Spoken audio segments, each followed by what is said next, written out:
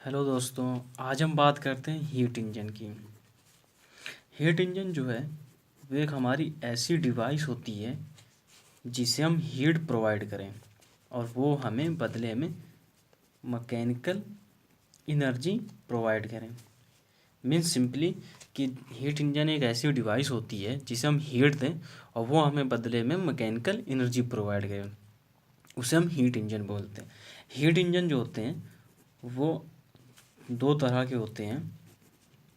Heat engine two types के होते हैं। Number one, external combustion engine. External combustion engine.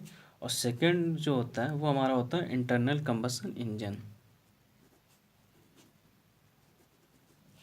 इसे हम ECI बोलते हैं और इंटरनल कंबशन इंजन को हम ECE बोलते हैं, इंटरनल कंबशन इंजन।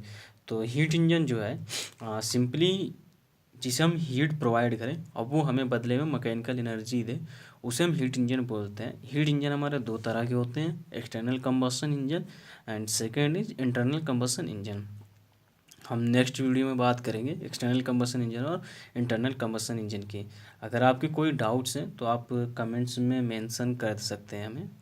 तो अब आज के लिए हीट इंजन, नेक्स्ट वीडियो में हम आपको एक्सटर्नल कंबशन और इंटरनल कंबशन इंजन को बताएंगे। Thank you so much.